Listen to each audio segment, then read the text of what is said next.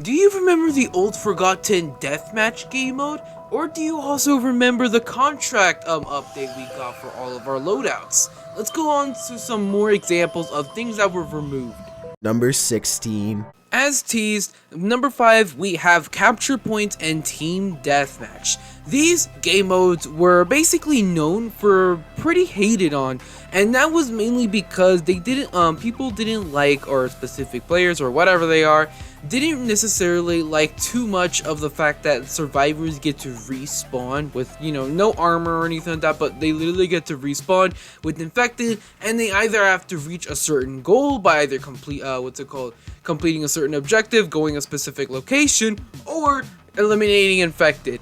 That's what mainly these two game modes were about. Capture Point, basically how you just had to go to some random beacon and just had to capture it and get the most points and whatever. Team Deathmatch, you had to basically kill the get the specific amount of kill goal before the other team gets the specific amount of goal for the kills or whatever. And that's what basically they were two about.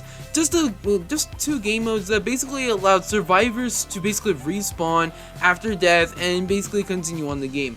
These game modes were basically known for being long and just tedious, since literally everyone wanted to play the good old-fashioned rescue, survival, elimination, arena modes at those times. But they had to go through like around 5-ish minutes of constant wars that mean nothing, and they're just boring, downright boring. And then they were removed, first of all Capture Points, and then eventually Team Deathmatch, and now they're going to be basically game modes that are forgotten, but if they are even remembered, they are going to be hated on because they're just game modes that people dislike, since you can literally spawn after as a survivor. So realistically, these game modes are pretty okay, but they were here for a long time, but they had a lot of negativity around them, but some positives, not gonna lie. Number 12. Okay, this one was literally here, and I have to say this, one day. This update was only here for one day, and that is the contracts update. I know like 80% of you know what I'm talking about. If you don't, let me explain it to you. The contracts update basically made it so every single coin related thing, such as armor, melee weapons, and pistols and primaries, had to basically be unlocked, not without coins, with coins, and a specific piece of paper, aka a contract. There were like 3. There was like the bronze, the gold, and the platinum, I think, at the top of my head. And not gonna lie, the way you get them, you had to level up. And you may be thinking, oh, that must be awesome, that's like a cool little feature. You have to actually play and level up to earn stuff. However, there's a bit of a catch. Anything you had, so if you were a free-to-play player, aka a coin user, all of your inventory, aka loadout, was locked. You were back at the pistol the first day. And let me tell you, leveling up with the pistol is not even close to easy. This sucked for so many people, especially people who just started playing, because they're like, wait, why do I have a pistol? Why do I have to continuously play with a pistol in order to get a submachine gun, for fuck's sake? Like, what? This makes no sense. For Roblox people like me, who already had like Tommy gun and a spaz at the time, it barely did anything.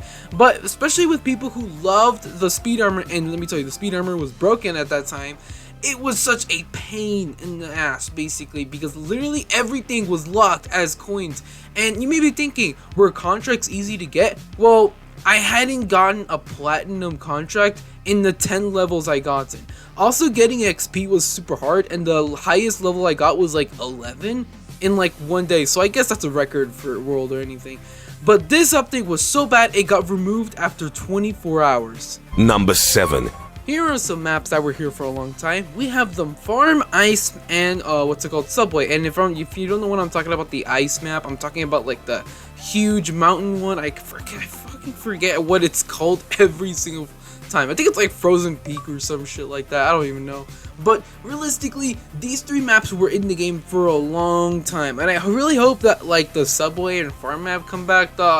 The Ice Mountain one was alright, and you may be thinking, where's the footage? Well, I checked and I don't really have any footage, and that would require a lot of going back through old content and trying to find out which ones had which, and it would just be a pain in the ass. So realistically, I'm just gonna go off with these 3 maps. Although there were a bunch of maps, like for an example, the swamp map, the OG swamp map, where literally there was a giant mountain in the middle and some little mountains in the around it and a bunch of swampy water, everything. It was by far the smallest map in the game by far, and it was by far the worst and hardest one for survivors. That map got, of course, removed and turned into the giant, pretty good what's it called? I was gonna say farm map, but swamp map we have now, which I do kind of like, really.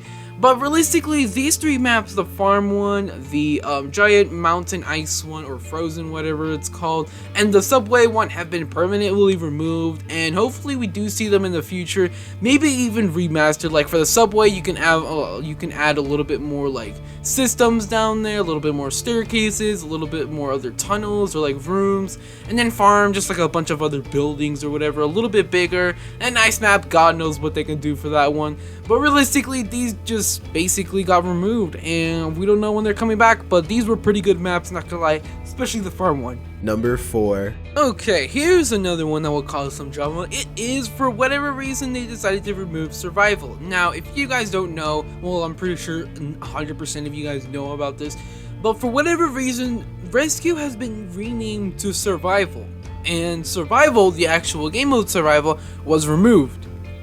So yeah, I can't wrap my head around that. Why would they change the name to survival? That doesn't make any sense in my opinion. Just name it to rescue. Like, why would you name it survival when you literally can't escape and there's also a rescue timer at the top of the screen? That doesn't make sense. Also, because survival was technically kind of like rescue, however without the rescue vehicle, and you had a time limit in order to survive. This game mode, it was a pretty good one, not gonna lie. It was like the top 3 best ones. There was elimination, there was what's called rescue, and then there's survival. But now elimination's also gone. I didn't want to put that one on the list because like there were a pretty decent amount of hate with that one, because literally survivors had to hunt down the infected, sadly, and realistically all infected could do was just hide.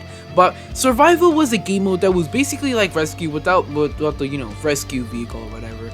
Now it's a game mode that will forever be forgotten for whatever reasons, and hopefully we do see it in the in the upcoming updates or something relatable to it. Cause like, who doesn't like to spend 5 minutes trying to survive it out on other maps? Since literally now the best game mode we have is rescue, or survival in this case, and it only comes around every once in a while survival and rescue would pop up each basically like a, hey, play rescue first, nice, now let's play survival, okay, play arena, now we can go back to survival and rescue, now it's a play arena, okay, play escalation, okay, now you can play survival, now you can play rapid infection.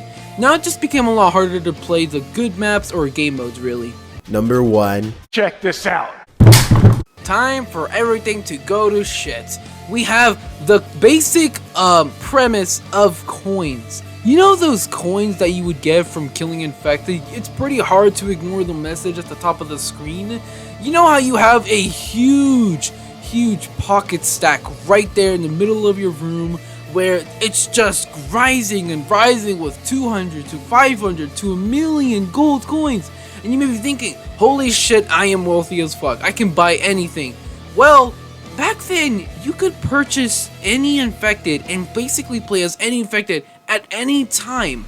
However, now that they've released an update, aka the most recent update, like a while ago updates, they made it so you had to actually damage and kill survivors in order to use infected points so you could unlock better infected.